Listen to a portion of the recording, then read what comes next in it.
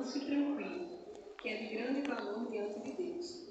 Pois assim também que no passado costumava se enfeitar as santas mulheres que esperavam em Deus, estando cada qual sujeito ao seu próprio marido, foi o que fez Sara, que obedeceu a Abraão, chamando-o de Senhor, da qual vocês se tornaram filhas, praticando o bem e não temendo perturbação alguma.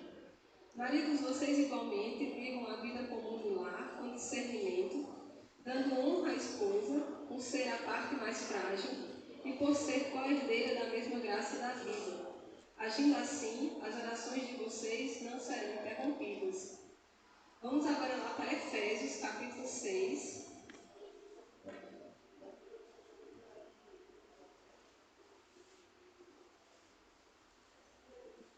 Efésios, capítulo 6, versículo de 1 a 4.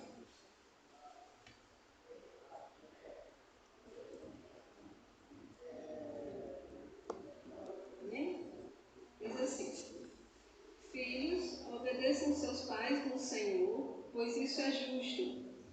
Honre o seu pai e a sua mãe, que é o primeiro mandamento com promessa, para que tudo corra bem com você e você tenha uma vida longa sobre a terra. E vocês, pais, não provoquem os seus filhos a ira, mas tratem de criá-los na disciplina e na admoestação do Senhor. Então, com esses textos, a gente pode ver que Deus definiu papéis para cada membro da família. Cada membro da família, cada pessoa tem o seu papel a cumprir, tem a sua missão, tem alguma responsabilidade dentro do lar. Na verdade, nós temos muitos papéis na vida. Eu lembro de um estudo que o pastor Washington nos deu sobre isso. É muito importante a gente pensar sobre. A gente é mãe, mas também é filha, é irmã, é tia, é sobrinho, é patrão, é empregado, é vizinho, é amigo. A gente tem muitos papéis dentro da sociedade. A cada pessoa com que a gente se relaciona, a gente é algo diferente. Mas dentro da família, cada pessoa tem o seu papel, cada pessoa tem a sua função. Então, quando se trata da educação de filhos, é muito importante que cada peça da engrenagem esteja funcionando. É muito importante que cada um cumpra o seu papel na história, ou a máquina vai ficar toda desconfigurada.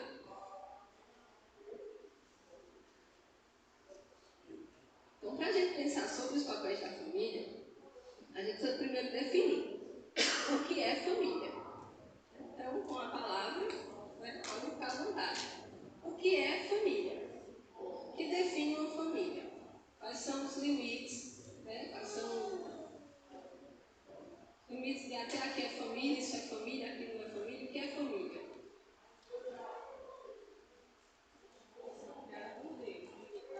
É uma instituição criada por Deus. Parece que tem uma instituição. Aí a família dele.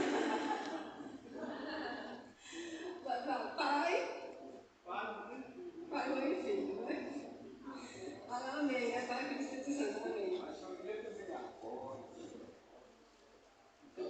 Então a gente precisa conhecer limites, até onde vai a família, para a gente saber quem faz parte, quais são os papéis de cada um deles. Eu acho que é sobre todas as relações. Pai, filho,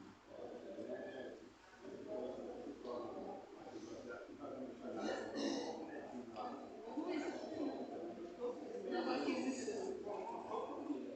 Então existe o núcleo familiar, existe a família estendida. Então, a família estendida é enorme. Tem parentes, tem umas que são enormes, tem os primos de segundo grau, os tios e lá vai. A família estendida é enorme. Então a gente vai se deter a um núcleo familiar, que é o mais controlável, mas senão a gente vai para longe. Então, o núcleo familiar, biblicamente, a família é composta por pai, mãe e filhos solteiros. Essa é a parte complicada da história. Pai, mãe e filhos solteiros. A família é a base da sociedade. Todo mundo concorda?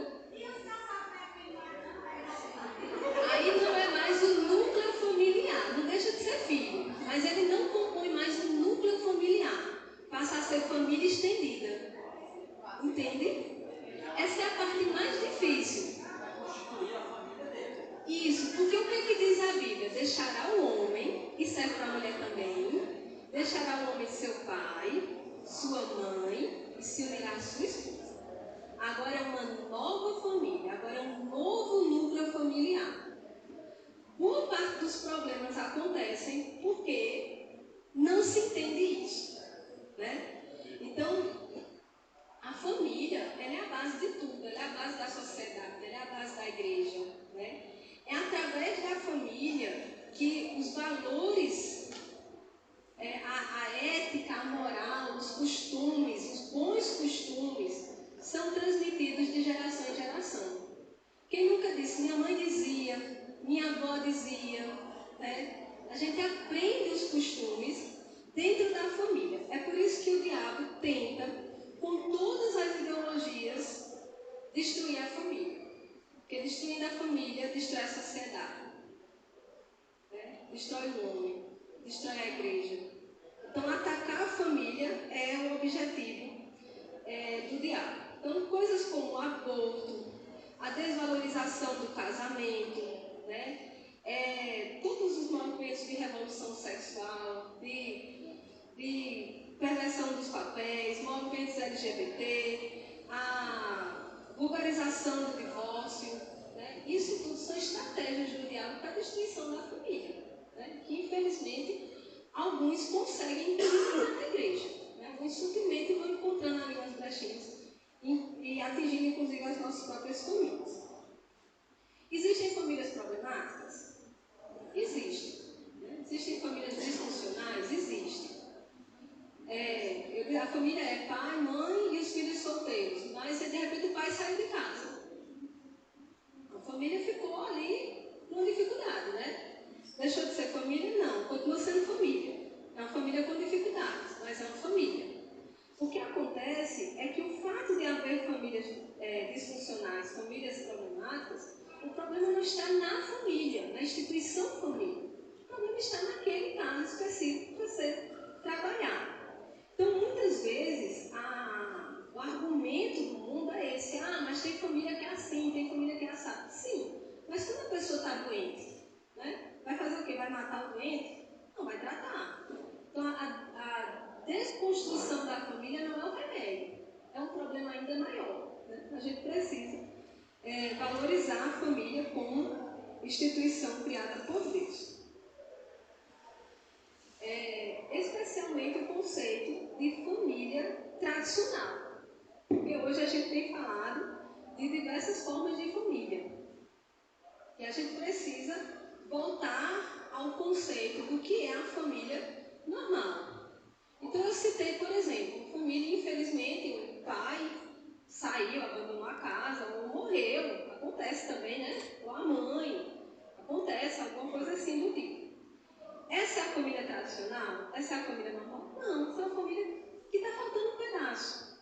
É como uma pessoa, a pessoa que de repente teve um problema com a perna. Ela lida com esse problema. Ela consegue se adaptar à dificuldade dela. Agora eu vou dizer que um homem normal é um homem sem perna? Que uma pessoa, vou dizer, como é uma pessoa? A pessoa tem uma perna só. É assim? Não é, a pessoa tem duas pernas, dois braços. Entende? Então a gente não pode normalizar a exceção. A gente não pode dizer que esse é o ideal, que esse é o objetivo. Não é. Né? A gente precisa sempre se ater ao padrão, ao tradicional, ao objetivo, ao normal. Por que eu digo isso? Porque hoje em dia, se a gente falar isso, a família é normal, e o que é normal para você? Isso não é normal, sabe? Vira um caos. Não, o normal é o pai, a mãe e os filhos. Isso é o normal. Se por alguma eventualidade que foge do controle, isso não acontece, então a gente se adapta, a gente se ajusta, mas é como uma pessoa deficiente, ela está lidando com o problema, né? Isso não é o normal. Então precisamos perseguir a família ideal e jamais desistir dela. Não podemos desistir do ideal, da família padrão, da família que Deus estabeleceu.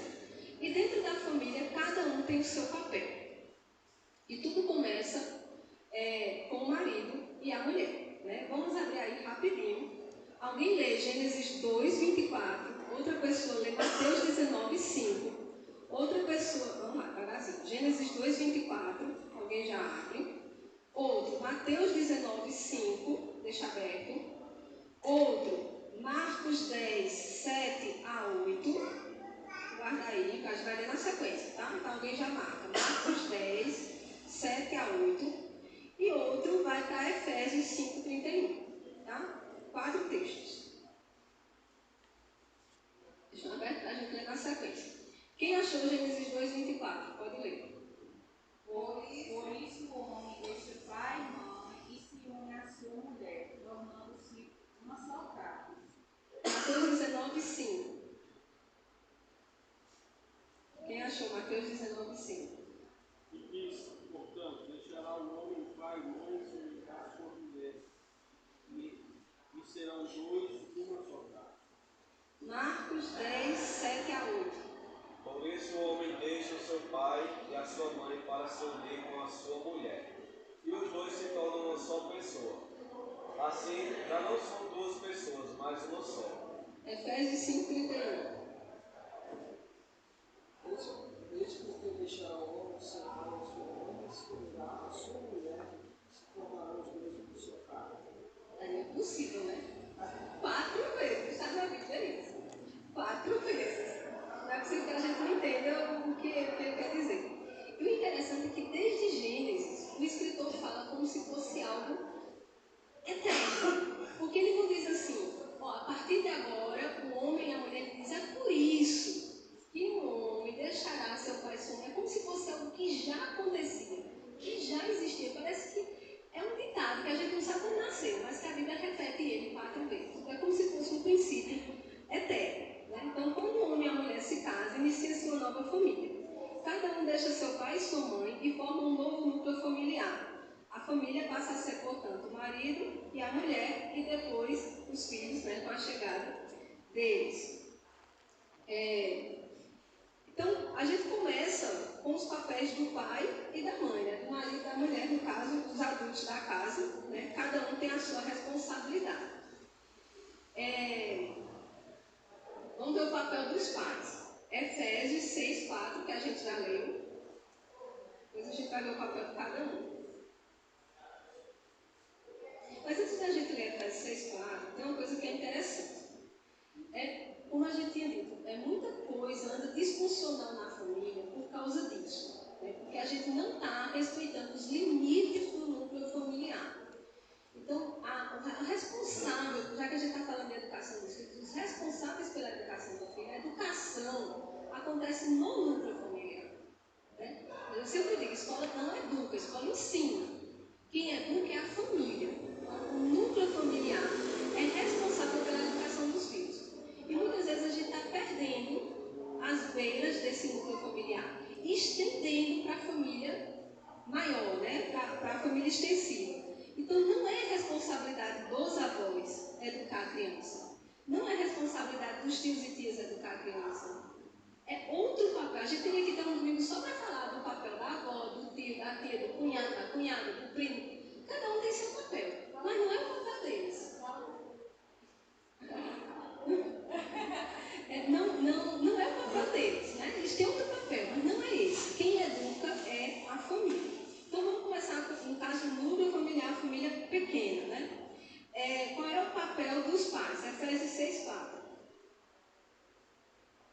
É que diz Efésios 6, 4?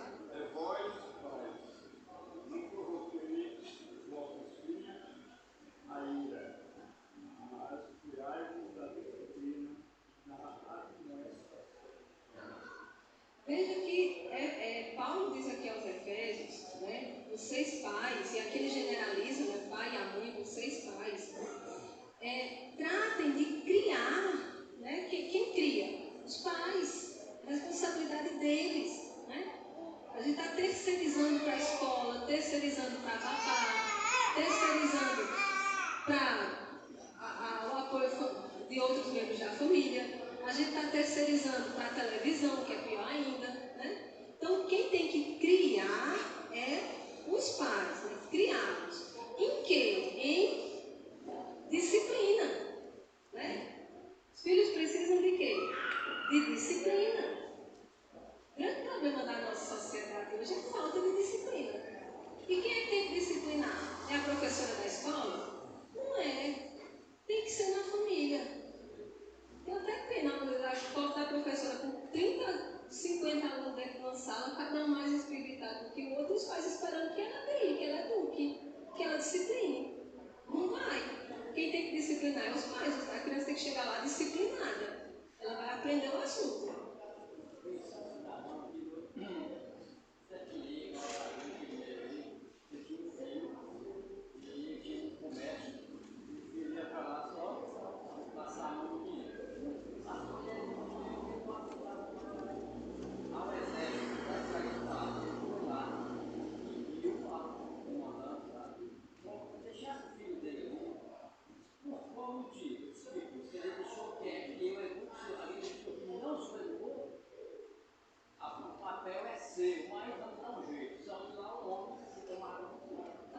Mas é o que muitas pessoas têm feito. Quer que a igreja discipline, quer que a escola discipline. Não é assim que funciona, né? Os pais têm que disciplinar. E disciplinar de que forma? Né? Criá-los na disciplina, então não é só criar, é criá-los com disciplina e na admoestação do Senhor. O que é a admoestação? Admoestar é corrigir, aconselhar, instruir, direcionar. Né? A gente quem tem que direcionar o caminho, a gente quem tem que instruí-los. Mas baseado em quê? Baseado na nova corrente psicopedagógica que está fazendo sucesso no Instagram? Não. É no Senhor, na admoestação do Senhor, no conselho do Senhor. Né? Então, os pais que não corrigem seus filhos, que não disciplinam seus filhos, eles negligenciam o seu papel dentro da família. Negligenciam a missão que Deus lhes deu. Ele tem uma função e ele não cumpre a função. Aí a roda não funciona, a engrenagem não funciona. Né? Eu lembro que e a gente tem que lembrar o seguinte: foi Deus que deu. Quem é que a gente vai prestar contas disso um dia? A gente vai prestar contas disso a Ele. Ele lhe deu essa missão. Você não cumpriu. Lembra aquela parábola, né, que o Senhor saiu e quando voltou encontrou os servos tudo, né, dispersos? A gente pensa que isso só diz respeito a pregar o Evangelho. É a missão que Deus nos deu. Ele vai chegar e vai pegar a gente como? Né? Nem aí para a missão que Ele entregou. Eu lembro que uma vez eu estava dando uma repreensão nas meninas, reclamando lá com alguma coisa, e ela me disse: mas eu não quero que você faça isso, né? Querendo ajudar, e ela: eu não quero que você faça isso. Eu não estou fazendo porque você quer, não. Eu estou fazendo porque é a missão que Deus me deu e eu vou prestar contas disso a Ele, e eu vou fazer quer você queira, quer não. Não é por ela, apesar de ser também, apesar de que a gente ama. Mas essa não é a motivação principal. A principal motivação é a obediência a Deus. Né? Quando Jesus disse: quem não deixar pai, mãe e filhos por amor a mim, não é digno de mim. Significa que antes de qualquer outro relacionamento, é um relacionamento com Deus. A gente faz primeiro por amor a Ele. Primeiro por Ele. E que o outro queira que não queira, a gente vai fazer. Eu vou disciplinar você, porque eu devo isso. Eu devo satisfação a Deus. Às vezes faz tanto, graças a Deus não é meu caso, mas às vezes tem filho que faz tanta raiva que os pais dizem: nem digo mais, se vira, né? Você não tem o direito de abrir mão disso. Não tem. Enquanto estiver dentro da sua responsabilidade, dentro de casa, você vai ter que fazer, né? E presta contas disso diante de Deus, né? Então, a educação e a disciplina devem ser na demonstração do Senhor, né? E não nas teorias, não nas novidades que aparecem por aí. Temos como pais a obrigação, o papel de educá-los, de criá-los, né, na admoestação do Senhor. E os filhos têm seus papéis também? Claro que tem, né? É o versículo 1 e 2, quem lê? O mesmo capítulo de Efésios.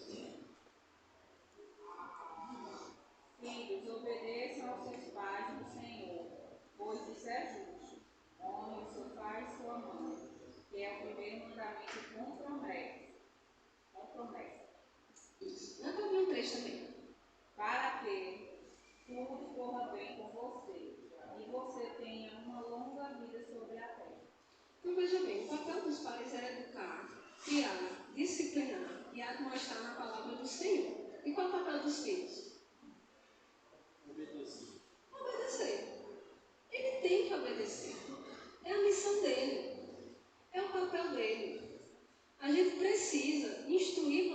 filhos à obediência, ensiná-los a obedecer, cobrar a obediência.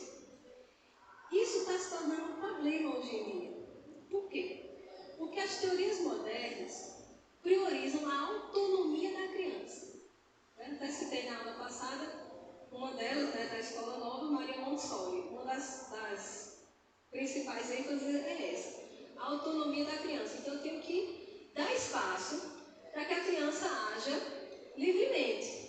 Eu não posso dar ordens, eu não posso podar a liberdade da criança. Tem um autor conhecido aí que ele diz uma coisa muito interessante. Veja a diferença, veja como as coisas mudaram. Antigamente, os pais saíam com os filhos, ia, sei lá, para a igreja, para o restaurante, para qualquer coisa, e diziam: meu filho, senta aqui. Hoje, o que é que os pais fazem? Você quer sentar onde? Não estão de boa, não. Onde você quer sentar? A criança escuta. Aí o menino não senta, passa o tempo todinho rodando, espiritando e perturbando o sossego de todo mundo. Você quer comer? Você quer comer o quê? Você quer fazer o quê?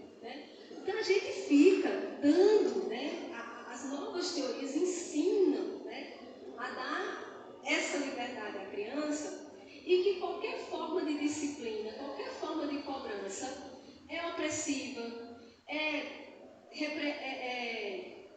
poda a criatividade da criança, limita a criança, Então a tendência é essa.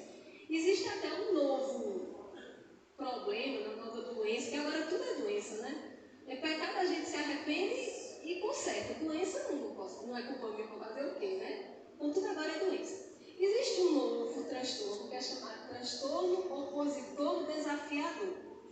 Dá para entender, Opositor, eu me oponho e desafio. Ele é opositor desafiador. É a criança que tem um transtorno que não aceita a autoridade dos outros, que antigamente chamava falta de pera. Aí eu chamei antigamente a gente chamava isso de falta de pera. Mas tem um cara no Instagram que fala só isso. A página dele é só para tratar disso. Transtorno opositor desafiador. Então é a dialética, da opressão, é a dialética do que manda e do que obedece, e a gente não pode aceitar isso, na modernidade. Então se estimula muito, eu vou voltar à questão da escola, se estimula muito na escola a oposição, a desafiar o sistema, A gente tem que desafiar o sistema. Mas isso não é o sistema governo, é a família. O primeiro sistema, a primeira autoridade que a criança conhece é a família. Então eu tenho que desafiar a autoridade. Quem? Os pais. É o primeiro. Aí a criança não obedece os pais, não obedece a professora. É um inferno dentro da sala de aula. Porque eles estão ensinando isso, Então está sendo desconstruído na nossa sociedade a ideia de obediência. Crianças desobedientes são matéria-prima perfeita para jovens revolucionários e rebeldes, Então, a gente precisa ensinar a criança a obedecer. A gente precisa ensinar a criança a se submeter. É um processo. Então ela vai ser... voltando o cabresto nela, ela vai obedecer cegamente a tudo? Não, à medida que ela vai crescendo, ela vai aprendendo, a desenvolver um raciocínio crítico, a pensar e, se necessário for, se opor, protestar, Somos protestantes, afinal, Se necessário for. Mas antes disso, a criança não tem maturidade. Antes disso, ela tem que aprender a obedecer. Primeiro, aprenda a obedecer. Calada, sem perguntar por quê. Senta aí, por que eu estou mandando? Sente. Mais tarde, dentro das circunstâncias, a gente pode negociar isso. Mas, a princípio, ela tem que obedecer sem questionar. O que acontece, quando a gente aprende a obedecer e a se submeter, a gente desenvolve uma virtude. Isso é virtuoso. Veja como o mundo visto pela sociedade, é quem está errado, né? Quem é manipulado, quem é virtuoso. A obediência é uma virtude cristã, né?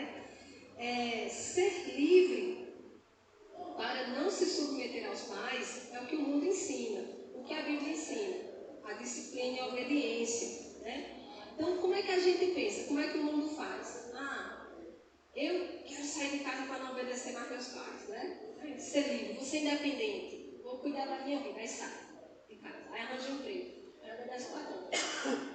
Aí diz, não, vou empreender, que eu não quero mais dar satisfação a ninguém na minha vida, vou ter meu próprio negócio. Aí quem manda nele é os clientes.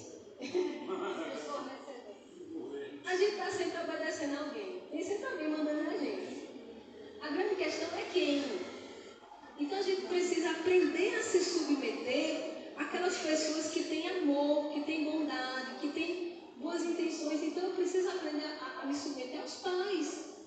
Que quem na sociedade, quem no mundo vai amar mais, né, salvo várias exceções, do que os pais. A gente sempre vai ter que dar satisfação a alguém. Então a gente precisa aprender a obedecer e nos submetermos da forma correta. Ensina a submissão. A sujeição é um princípio bíblico. Vamos pensar o seguinte: a sujeição é um princípio bíblico. O que é que a Bíblia ensina? Esposas submetam a seus maridos, servos submetam-se aos seus senhores, submetam-se às autoridades, submetam-se uns aos outros. Né? A Bíblia sempre ensina a submissão. E como se não bastasse, a Bíblia diz: seja o comportamento de vocês como o de Jesus, que mesmo sendo Deus, não se apegou a isso, mas se sujeitou, se submeteu, foi obediente até a morte de cruz. A obediência, a sujeição, a submissão é um princípio bíblico, é uma virtude que o mundo ensina exatamente o contrário. Não é para se submeter, não é para se subjugar, não deixe ninguém humilhar, não deixe ninguém passar por cima de você. Aí muda a palavra, né? Aí distorce o conceito. Não é isso que a Bíblia está ensinando. Mas a submissão, a sujeição, a obediência, ser obedientes é um princípio bíblico. E a gente precisa ensinar isso à criança. A obediência. Você tem que obedecer. Enquanto a criança, o adulto ou jovem, enquanto estiver no núcleo familiar, né? Pai, mãe, filhos solteiros, enquanto estiver debaixo da nossa casa, da nossa responsabilidade, vai ter que obedecer. Vai obedecer. Então, a gente precisa ensinar a obediência. Enquanto a obediência à sujeição é um princípio bíblico e é uma virtude cristã, qual é o oposto? Qual é o oposto da obediência e submissão? A não obediência, a insujeição, que a gente pode chamar isso de rebeldia. O oposto disso é a rebeldia. E o que é que a Bíblia diz? Que o pecado da rebeldia é semelhante ao da feitiçaria. Quando a gente vê pessoas lá no ritual de umbanda, de macumba, rodando com a saia branca, né? Fazendo despachos e feitiços e aquela coisa toda, misericórdia, que negócio, né? Consultando os mortos e tal. Deus odeia isso. Sabe o que é igualzinho a isso? A rebeldia. Ser rebelde. O que é a pessoa rebelde? É a pessoa que não se sujeita, insubordinável, né? Insujeitável, não submisso, não obediente. Isso é um rebelde. A rebeldia é igualzinho ao pecado da feitiçaria. Para Deus é a mesma coisa. Qual foi o primeiro pecado do mundo? A rebeldia, a desobediência. Satanás se rebelou contra a autoridade de Deus. Deus era autoridade, Deus é e é autoridade. E o que foi que Satanás fez? Obedeceu, se sujeitou, foi submisso, baixou a cabeça. Não, eu quero o lugar dele. Ele não manda em mim. O primeiro pecado do mundo foi a desobediência, a rebeldia, a insujeição. Né? Veja como isso é sério. O mundo estimula os filhos à desobediência, a serem rebeldes, como se isso fosse autonomia, como se isso fosse liberdade, criatividade, né? E se enfeita com todas as palavras palavras bonitas, porque o Satanás sempre vem vestido de anjo de luz. Então, com todas as palavras bonitas do mundo, se estimula e se ensina a rebeldia. E a rebeldia foi o pecado de Satanás. A Bíblia ensina a sujeição.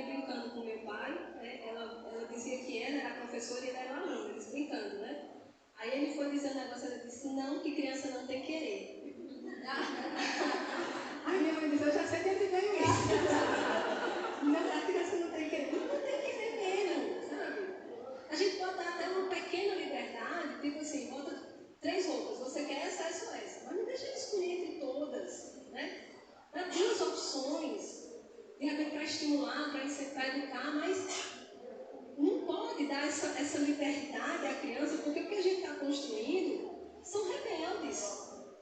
E a criança rebelde com os pais é rebelde na escola, é rebelde no trabalho, é rebelde com Deus. Como é que eu vou obedecer a Deus que eu não vejo se eu não obedeço meus pais a quem eu vejo? Não dá, né? Então a gente precisa ensinar, né? Obediência, regras, ordem, né? E a gente precisa entender que a maioria das regras são para o nosso próprio bem. As pessoas ensinam como se toda regra fosse no intuito de aprisionar, de maltratar, de escravizar, de oprimir. A maioria das regras são boas, né? Regras de trânsito, para a nossa segurança, né? Horários, é para que haja disciplina, para que haja ordem. Mas não todo mundo chegar na hora que quer, fizer o que quer. Não existe ordem no mundo, né? Então, a maioria das regras é para o nosso próprio bem e segurança. Né? É uma recomendação médica, né? Em muitos casos, é para o bem. Então, às vezes, o médico diz, corte açúcar, massa e tal. Eu não. E quem vai sofrer? É ela. Entende? Então, às vezes, a rebeldia é tão grande que a gente se nega a obedecer essas coisas pequenas. Às vezes é tão pouco, né? É um espírito tão rebelde na gente, né? Que às vezes a gente diz assim, todo mundo ocupa as 3 primeiras filas, aí tu dispensa, né? Vamos todo mundo chegar de 9h30, aí chega de 9h45. São pequenas rebeldias na vida, né? Desobediências que a gente pratica e está dando mau exemplo para os filhos. Ser obediente, né? Obedecer recomendações, obedecer, não custa nada. É uma rebeldia tão grande que as pessoas são rebeldes até com o que é bom para a gente, né? Tinha um médico obstetra que fez um parto do Laurinho que ele deixou a obstetrícia porque ele disse que não aguentava mais pacientes obedientes. Que tinha paciente com diabetes gestacional que ele encontrou no shopping tomando um milkshake desse tamanho. Aí disse, depois tem problema e o processo foi para cima de mim. Ele não teve suporte, né? Ele profissional para se conectar. E era um médico antigo, experiente. Eu não pastor vou fazer isso. Não é? Já pensou? Desistir, porque eu vou. Desistir porque obedece. Acho que ele já deve ter respondido alguns processos, porque ele disse, termina levando um processo, né? Deve ter sido. Porque as pessoas são desobedientes, né? E a gente precisa ensinar nossos filhos a serem obedientes. Mandou, faça. Né? Lá em Pedro, né? Segunda Pedro, ele fala assim, até de uma forma assim, bem veemente, como que bravo sobre essa questão da liberdade e de se submeter. Fala, resumido é assim, você sempre vai ser escravo de alguma coisa. Ou você vai ser escravo de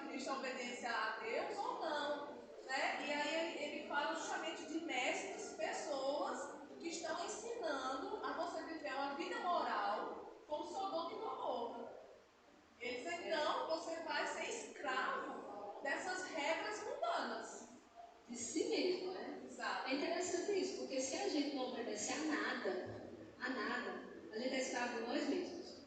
Né? E olha que coisa interessante. Que o que o mundo quer é isso. Né? O que o mundo ensina, o que as novas ideologias ensinam é isso. Você tem que fazer tudo que tem vontade. Tem que dar vazão a seus quereres. Né? Agostinho dizia o seguinte: aliás, Tomás de Aquino dizia o seguinte: se a gente faz tudo o que quer e a gente é escravo de nós mesmos, a gente segue nossos próprios instintos.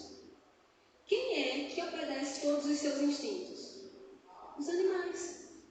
Os animais vivem por instinto. Né? O animal tem as necessidades fisiológicas em qualquer canto.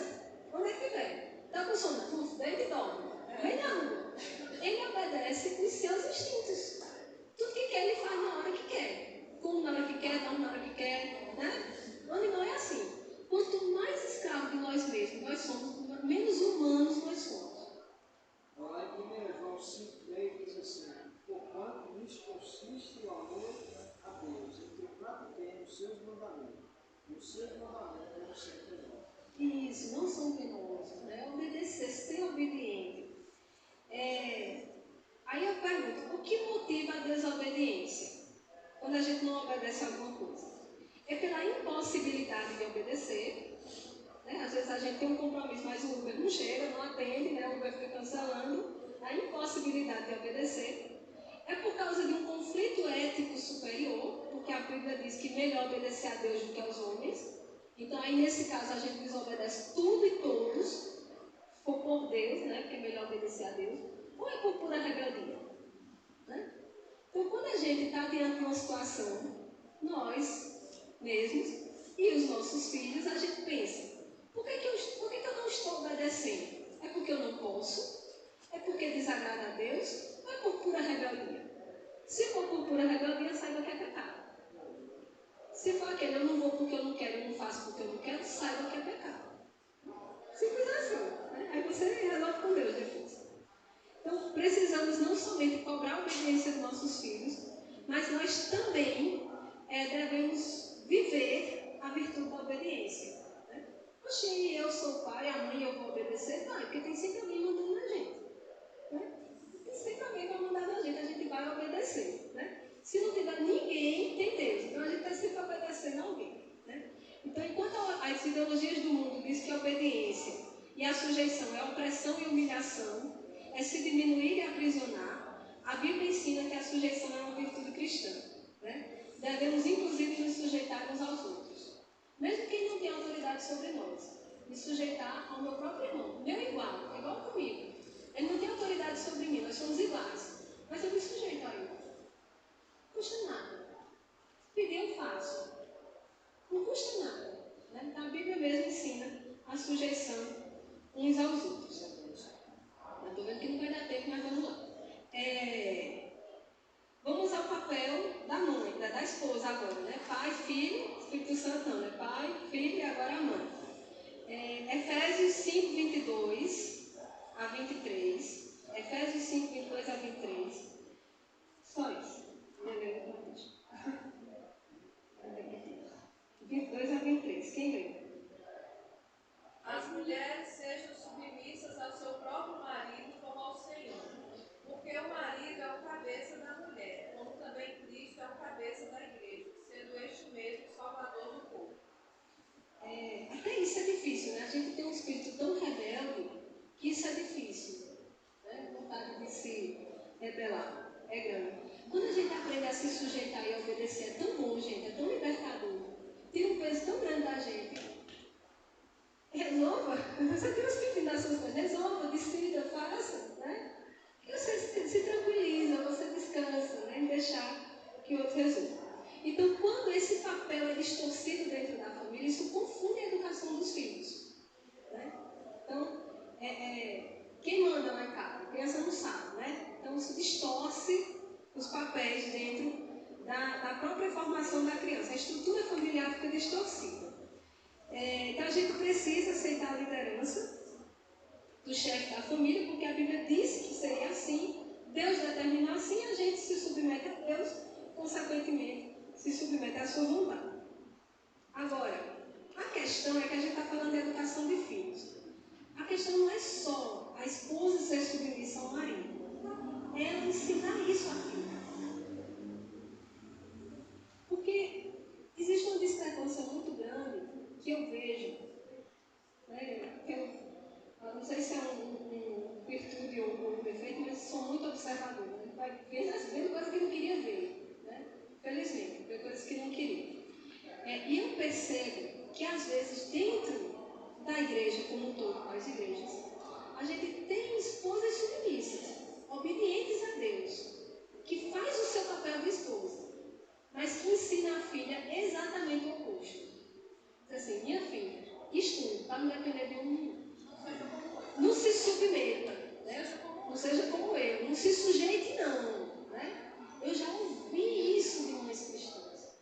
Olha, não se sujeita a homem não. Ela faz, ela é obediente. Mas como a gente quer o melhor para os nossos filhos, parece que a gente não entende que a palavra de Deus é o melhor. Porque a gente está ensinando o oposto. Exatamente o contrário. Né? É estranho. Será que ela realmente é submissa? Né? Então está lá só na raiva, né? Será que é, né? A gente, é estranho isso, né? Muitas mães cristãs estão ensinando. Ensina a Bíblia bem direitinho, né? Ensina tudo que pode, mas quando chega nesse texto de Efésios, de Colossenses e de Pedro, que repete a mesma coisa, parece que é rasga a Bíblia, assim, rasga esse trecho. E ensina a filha exatamente o oposto. O que a gente deveria ensinar? Escolha bem o seu marido, porque você vai sujeitar a ele. Saiba escolher, né? É essa a instrução. Não o contrário. Né? Então, tá meio distorcida as coisas, né? Isso mostra que, no fundo, a gente não tem o temor na Bíblia que deveria. Não basta ser uma esposa segundo a Bíblia, ou uma mulher virtuosa. Temos que ensinar isso às próximas gerações. Temos que ensinar nossas filhas, no caso, né, depois chegam os filhos, mas temos que ensinar nossas filhas a virtuosidade. Tito, capítulo 2, versículo 3 e 4. Vamos lá para aqui. Tito, capítulo 2, versículo 3 e 4. Quem achar pode ler. 3, 4 e 5. Tito 2, 3, 4 e 5. Do mesmo modo, quanto às mulheres idosas, tenham conduta reverente, não sejam caluniadoras, nem escravizadas a muito vinho, e sejam mestres do bem, a fim de instruírem as jovens recém-casadas a amar o marido e os filhos, a serem sensatas, puras, boas donas de casa, bondosas, sujeitas ao marido, para que a palavra de Deus não seja difamada. Tito está dando esse conselho aqui, de maneira geral, para as mulheres da igreja, né, que sejam exemplo para as mulheres mais jovens, mas quem melhor do que a própria mãe para ser esse exemplo? Né? Quem melhor do que a própria mãe? Então a gente pode direcionar, né, ou focar esse conselho aqui para as mães, né, que tenham conduta reverente, que não sejam caluniadoras, nem escravizadas a muito vinho, que sejam mestras do bem, a fim de instruir as jovens recém-casadas, ou mesmo as solteiras que um dia vão casar, a amar o marido e os filhos, a serem sensatas, puras, boas donas de casa, bondosas, sujeitas ao marido, para que a palavra de Deus não seja difamada. Ensinar a menina a ser esposa, a ser mãe, a ser dona de casa, né? Tem meninas aí que são a melhor nota da escola, passam no melhor curso, mas não sabe dobrar roupa, não sabe forrar a cama. É feio isso. Eita, a filha, não é escrever, não é escrever. No meu caso, foi bem diferente. Porque assim, eu aprendi mais esse cuidado com o marido com minha avó. Porque assim, porque meu pai era um marido bom, tranquilo com minha mãe. Então eu não preciso mostrar pensar nisso. De fazer o marido, mesmo que ele não merecia meu avô, já não era tão bom com ele. Então tem uma boa referência. Ele era rude, grosso com ela, aí ela sempre dizia,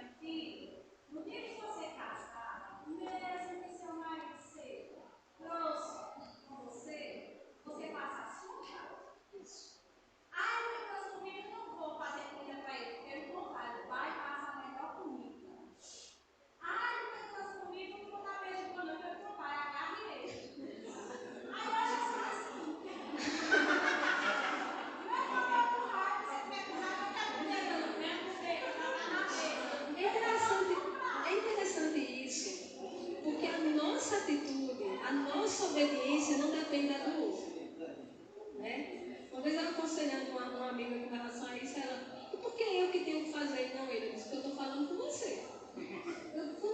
Se eu falar com ele, eu vou dizer o que poderia fazer. Mas cada um tem que fazer o seu papel, né? Eu digo que a vida é como uma estrada. Imagina aí a BR-230. Cada pessoa está no seu carro. Você só pode dirigir o seu carro. Se o outro vem doido na contramão, você desvia, você reduz, você mexe. Mas você não pode pisar no freio do outro. Você não pode virar a direção do outro. Cada um dirige o seu carro. Então, às vezes, a gente tem que fazer desvios, tem que frear e diminuir e tal. Mas é a minha conduta. Eu só posso mexer no que eu faço. Eu não posso mexer no que o outro faz. Eu não posso dirigir o carro do outro. Né? Então, é por aí. O que o outro faz, que não faz, eu vou fazer o meu. Né? Que eu vou dar contas a Deus. Aí ele dá conta a Deus do dele, né? Ele nada não, bichinho. Tu vai se encontrar com Deus no paraíso. Ou não. Diz aí. Isso. A mulher exemplar, né? A mulher virtuosa. Temos que ensinar as nossas filhas a serem mulheres virtuosas. A gente está mais preocupado com a formação profissional do que com isso. E na Bíblia fala do papel da mulher como virtuosa, como, né, boa dona de casa, boa esposa. Vamos ver lá para Tito, né, algumas virtudes que a gente poderia ensinar. A conduta como um todo, né, ter uma boa conduta. Então, as mulheres idosas têm uma conduta reverente, não sejam caluniadoras, né, falar muito, fofoqueira, falar da vida dos outros, não escravizadas a muito vinho, né, sejam mestres do bem. Então, tudo começa com a nossa própria postura, né, ter uma boa postura. A fim de instruírem as jovens recém-casadas a amar o marido, os filhos, serem sensatas, puras, boas donas de casa. Interessante, não se ensina mais a ser dona de casa. Não se ensina isso, né? E deveria. Porque é bonito, é virtuoso. Você admira uma mulher que é uma boa dona de casa. Que tem a casa arrumada, limpinha, né? Cheirosinha, chega lá na cozinha um paninho, né? Um vestidinho de fogão. Um vestidinho de fogão. Essas coisas, né? Os paninhos para todo canto, né? É bonito, você admira isso. Mesmo a mulher mais moderna, a mais, né, empoderada do mundo, lá no íntimo ela sabe a diferença. Chegar numa casa e ver o desmantelo e chegar num canto e ver a coisa bonitinha. É a mulher que se destaca nesse papel. Né? Discorda ele? É virtuoso. Muito virtuoso. Né? Então, a gente ensinar, né, essas virtuosidades. A primeira coisa que a gente precisa ensinar é a feminilidade. É engraçado que a gente vê essa distorção hoje em dia, né? A gente não dá mais para saber quem é homem, quem é mulher, né? Às vezes é meio confuso. Há uma zona cinzenta nisso aí. Mas é porque feminilidade e masculinidade se ensinam. Isso é ensinado. A gente está deixando solta a criança, né? Solta. Não é não. Feminilidade se ensina. Masculinidade se ensina também. Eu tenho meu aluno, mas também um colega, que ele contou o caso. Diz que ele trabalhando muito, a mulher trabalhando muito, o menino ia para a escola, só tinha 3 meninos para 15 meninas na sala de aula. Aí eram as primas, as tias, a avó, muita influência feminina. Ele disse que o menino estava todo delicado. Quando ele percebeu, uma criança lá com 6, 7 anos, todo delicadozinho, né? Quando ele percebeu isso, deu um surto assim. Disse, deixa o trabalho, vai tomar conta desse menino, agora, fica em casa, e eu vou estar mais perto. Aí levava ele para jogar bola. O homem faz assim, o homem se comporta assim, né? Ele meio ruim, mas começou a ensinar o menino. Aí quando ele começava a ficar com a mão dele, não, o homem não faz assim, né? Ensinando. Porque precisa. Precisa porque a influência do mundo é muito grande. Lembra que a gente está em guerra, Por todo canto estão desconstruindo a masculinidade. Todos os lados. Por todos os lados. Então os pais precisam ensinar os meninos a serem homens.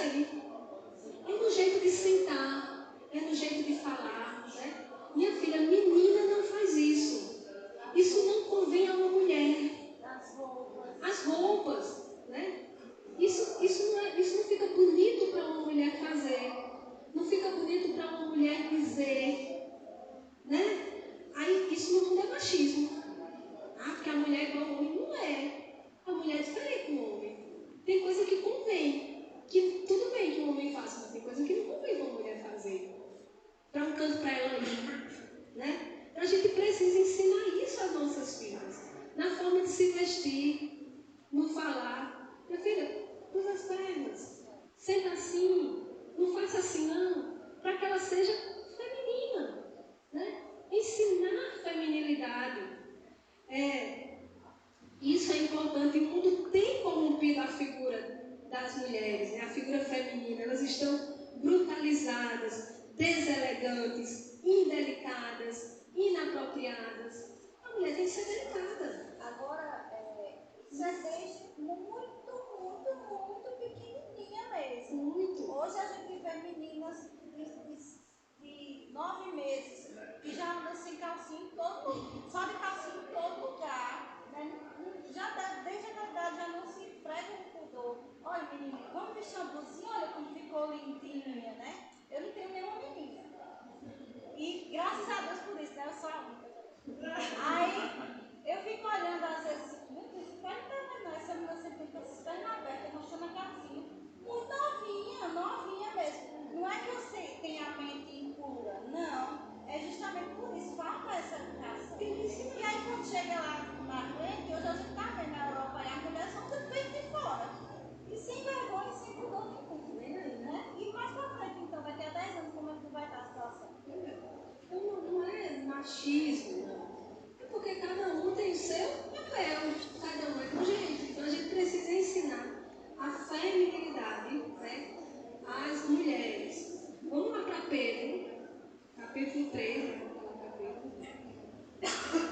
um fato curioso, pouca gente sabe, né? Vendo assim não tem quem diga, mas houve uma época na minha vida que eu treinei karatê. Não tem quem diga. Tá minha cara, né? Eu era péssima. Eu era péssima, assim. A habilidade, Deus não me proveu de habilidades físicas.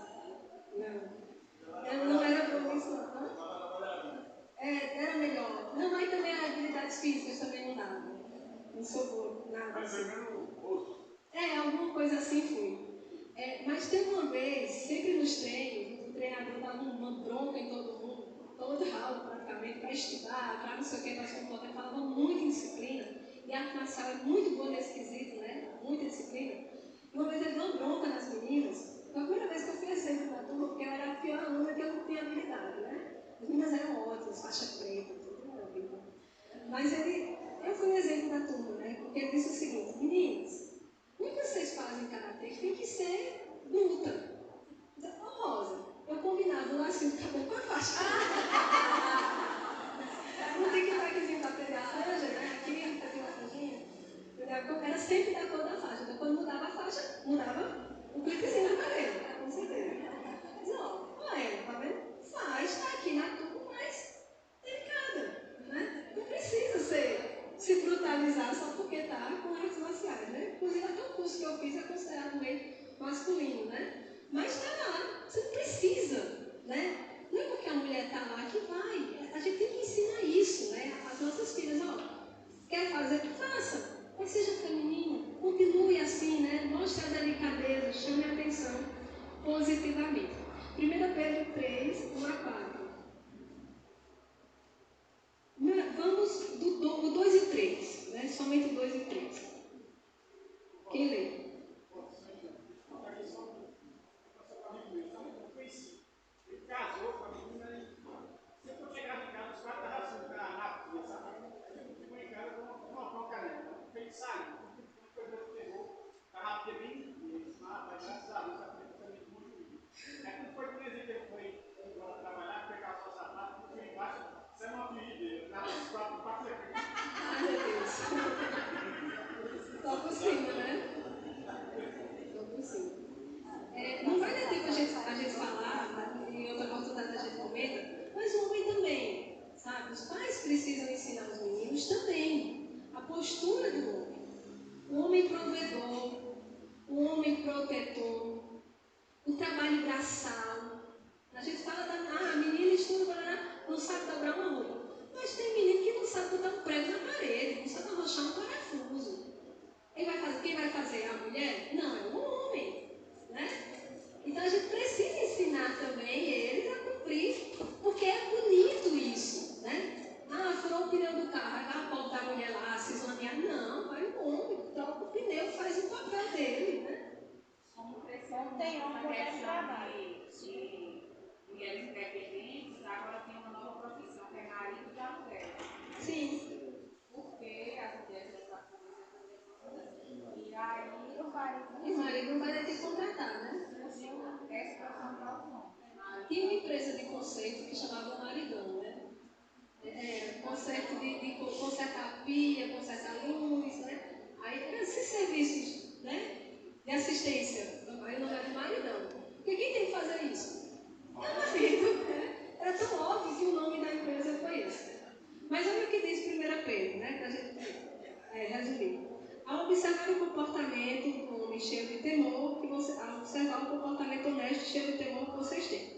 Que a beleza de vocês não seja o exterior, como as tranças dos cabelos, joias, de ouro fino, mas que ela esteja no seu interior, com uma beleza permanente, um espírito manso e tranquilo, que é de grande valor diante de Deus. Né? Então, ensinar também a vestir-se. Né? Como se vestir?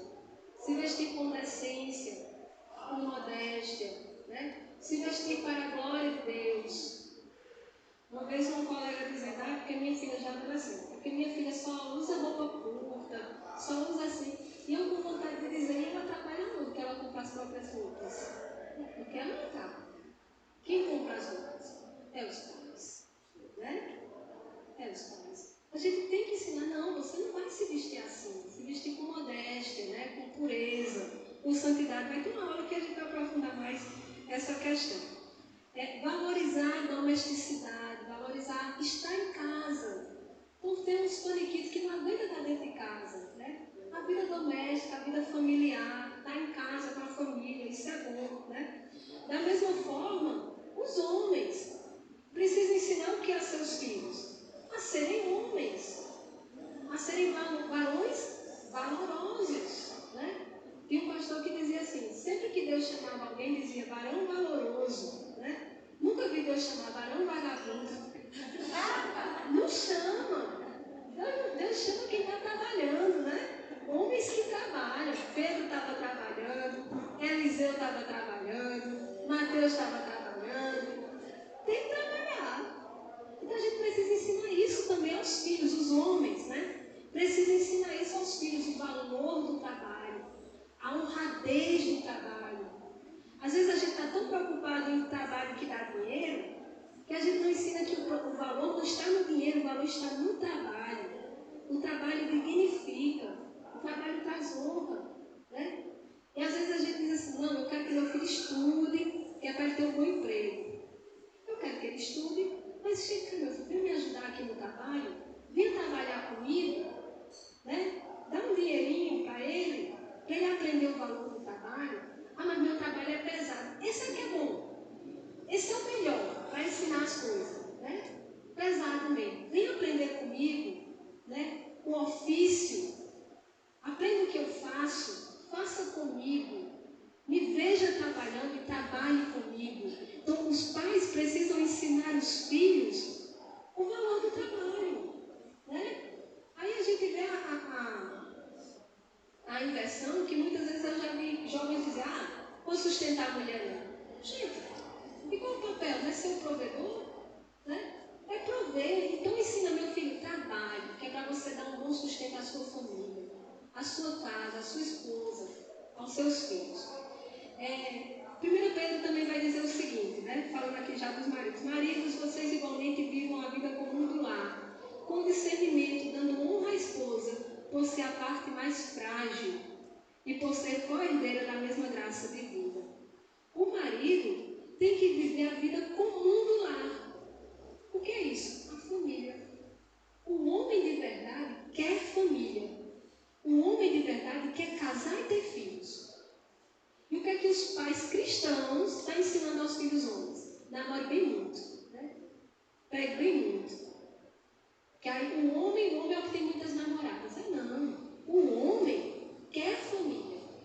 Então ele vai viver a vida comum do lar. A vida corriqueira, cotidiana. Meu filho, você vai casar. Né? Ensine ele a ser um bom marido. A amar a esposa. Né? Como Cristo amou a igreja. Meu filho, escolha bem a sua esposa. Porque você vai ter que amar ela. Do mesmo jeito que Cristo amou essa igreja. E se você tiver que morrer por ela, você vai morrer por ela. Então escolha bem. Né? É isso que os pais têm que ensinar os filhos homens, né? A serem homens segundo o coração de Deus, homem que provê, homem protetor, né? Veja o que a Bíblia diz, dando honra à esposa por ser a parte mais frágil. Enquanto a mulher vai aprender a feminilidade, a delicadeza, o marido vai fazer o quê? Vai protegê-la, porque ela é frágil. Reconheça isso, né? Às vezes está andando junto lá, o marido lá na frente, a mulher sozinha atrás. Coisas simples. Está andando na sozinho, cheio de bagagem. Não ajuda não. Está andando na rua, ele vai do lado dos carros, ela vai na calçada. Porque se acontecer alguma coisa, eu estou protegendo ela. Deixa eu... Tem que proteger, eu vou deixar ela do lado da rua, né? Agora eu gosto do final, do versículo. Lá em casa é tudo na base do terror. O final que diz assim, agita de assim, forma que as suas orações não sejam interrompidas. Eu faço assim, olha, não vai orar, não, viu? Vai orar, Deus não vai ouvir, não. Não é? Vá seguir, senhora. Para a gente fechar aqui já da Bíblia, veja só, às vezes, a desconstrução da masculinidade, como acontece. O menino tem uma violência natural, o menino né? A menina, ela vem que aqui o menino vai empurrando, aquela, né? Não é grosso por natureza. Aí o que é que os pais fazem? Corta essa violência natural dos filhos. O menino, tudo mansinho, né? A Bíblia diz que os afeminados não entrarão no reino dos céus. Veja bem, é um perigo, né? É um perigo, não pode. Mas o que a gente vai fazer? A gente vai direcionar essa brutalidade natural para a proteção. Ele é o protetor, ele defende. Meu filho, tome conta da sua mãe. Proteja a sua mãe. Proteja a sua irmã. Você é o homem da casa. Né? Quando eu sair, você é o homem da casa. Proteja elas. Ensina isso. Direciona. Né? Não bata na sua irmã porque ela é mulher. Porque ela é delicada. Né? Proteja ela. A gente precisa ensinar feminilidade e masculinidade aos nossos filhos. Porque o homem tem que ser homem. Homem, com H maiúsculo. E a mulher tem que ser mulher. Virtuosa, feminina, delicada, para a glória de Deus. Não é assim? Para que a gente crie para a glória de Deus, homens e mulheres. Que cada um cumpra o seu papel. A gente cumpre o nosso papel e ensina a eles a exercer esses papéis no futuro. Amém?